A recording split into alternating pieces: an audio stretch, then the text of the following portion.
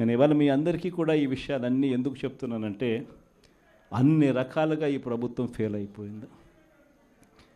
ఈరోజు ఈ ప్రభుత్వంలో జరుగుతూ ఉన్నది ఏమిటి అని అంటే, స్కాములు తప్ప ఇంకా ఏమీ జరగడంలో. ఈరోజు రాష్ట్రంలో ఒక ముఖ్యమంత్రిగా ఒక పాలన సాగించేటప్పుడు, ఒక పార్టీ అధికారంలో ఉండి పాలన సాగించేటప్పుడు ప్రతి పార్టీకి కానీ లేకపోతే ప్రతి ముఖ్యమంత్రికి కానీ ఆ ప్రతి నాయకుడికి కానీ ఆ పార్టీకి సంబంధించిన ప్రతి నాయకుడికి కానీ ఏమనిపించాలి? అదిగో మా నాయకుడు కాలర్ ఎగరేసుకొని చెప్తున్నాం, తన పలానావాడు మా నాయకుడు అని చెప్పుకునే పరిస్థితి ఉండాలని ప్రతి నాయకుడు అనుకుంటాడు. ఈరోజు పరిస్థితి ఏమిటి? ఎందుకు వీళ్ళంతా అధికారంలో ఉన్నారు అని అంటే వీళ్ళకే తెలియదు ఎందుకు అధికారంలో ఉన్నారని. ఒకే ఒక కారణం వీళ్ళంతా అధికారంలో ఉండడానికి, అది దోచుకోవడం, దోచుకున్నది పంచుకొని తినుకోవడం. ఇది తప్ప ఇంకేమైనా కనిపిస్తూ ఉందా?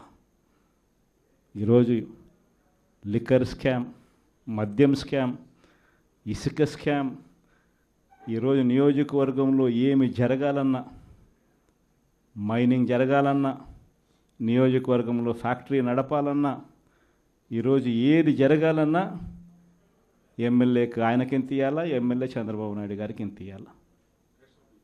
ప్రతి విషయంలోనూ స్కామ్. నియోజకవర్గంలో యథేచ్ఛగా మన కళ్ళ ముందటనే పేకాట క్లబ్బులు జరుగుతూ ఉన్నాయి. యథేచ్ఛగా ఇవన్నీ జరుగుతూ ఉన్నాయి మన కళ్ళ ఎదుట.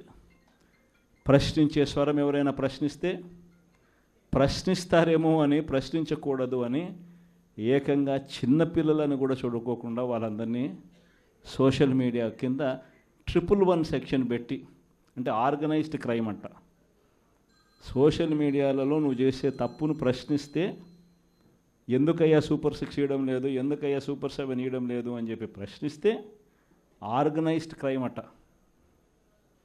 టెర్రరిస్టులకు పెట్టే క్రైమ్ ఆర్గనైజ్డ్ క్రైమ్ అని పోస్టింగ్ను పెట్టిన వాళ్ళను, చిన్నపిల్లలను కూడా చూడుకోకుండా వాళ్ళందరినీ జైళ్ళలో పెట్టి 40 రోజులు, 30 రోజులు, 50 రోజులు రకరకాల స్టేషన్ల చుట్టూ తిప్పి, రకరకాల జిల్లాలన్నీ తిప్పి వాళ్ళందరినీ కూడా ఇబ్బందులు పాలు చేసే కార్యక్రమం జరుగుతూ ఉంది. కానీ ఒకటి చంద్రబాబు నాయుడు మర్చిపోతూ ఉన్నాడు. ఎప్పుడైనా కూడా మంచి పేరు తెచ్చుకొని ప్రజల్లో పాలన సాగిస్తే ప్రజలు మళ్ళీ ఎన్నుకుంటారు.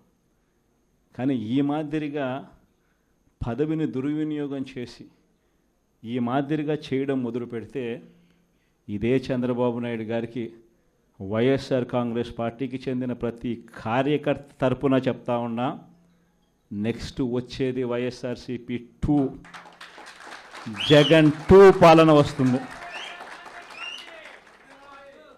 ఎవడెవడైతే ఈ మాదిరిగా చేశాడో, ఎవడిని వదిలిపెట్టమని చెప్పి సందర్భంగా కూడా ఖచ్చితంగా చెప్తాను. వీళ్ళందరినీ కూడా చట్టం ముందర గట్టిగా నిలబెడతాం. ఆ కోవిడ్ వచ్చేసరికి ఆ తర్వాత 2.5 సంవత్సరం కోవిడ్కి సంబంధించిన పరిస్థితుల మధ్యనే మనమంతా కూడా బ్రతికాం. అందుకే పాలనలో ప్రతి అడుగు, ప్రతి నిమిషం, ప్రతి విషయం ఆ కోవిడ్ సమస్యలను ప్రజలకు ఎలా తోడుగా ఉండాలి అనే విధంగానే ప్రతి అడుగు పడుతూ వచ్చింది. కాబట్టి కార్యకర్తలకు బహుశా చేయగలిగినంత నేను చేయలేకపోయాను అని చెప్పి సందర్భంగా ఖచ్చితంగా ఒప్పుకోవాల్సింది. కానీ ఈసారి మాత్రం జగన్ 2లో ప్రతి కార్యకర్తకు అండగా తోడుగా ఖచ్చితంగా ఉంటాను అని కూడా ఈ సందర్భంగా చెప్తాను.